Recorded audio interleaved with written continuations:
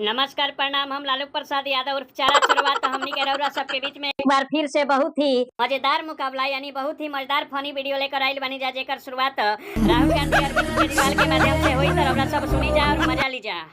दर्द जिंदगी के सजा देले बानी एक केजरीवाल भाई, दर्द जिंदगी के सजा देले बानी, हंसी उम्र भर के भुला देले बानी। बा हमरा लकम चोट खाए सहे के, बा हमरा लकम चोट खाए सहे के, हथेली से तितली उड़ा देले बानी। कहाँ एको इंसान लौकत बा सोझा, लालू जी कहाँ एको इंसान लौकत बा सोझा, नजर से तब पर्दा हटा देले बानी। बहुत रंग बा भोजपुरी गजल में ए लालू जी, बहुत रंग बा भोजपुरी गजल में, दिया साधना के जरा देले बानी। घटा फूल पनघट बसंती हवा में, घटा फूल पनघट बसंती हवा में, कजरवा के बदरा बना देले बानी।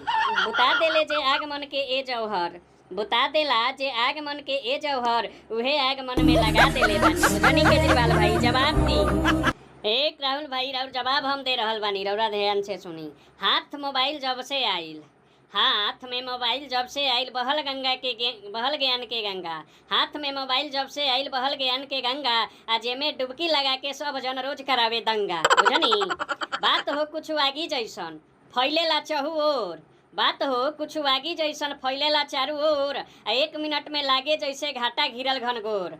आगा पीछा केहू न जाने, आगा पीछा केहू न जाने, लेवे खाली पंगा।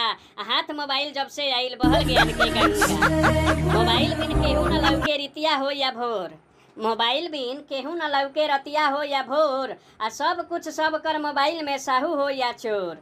तीसर केहू देख रहल बा सबके एकदम नंगा, तीसर केहू देख रहल बा सबके एकदम नंगा।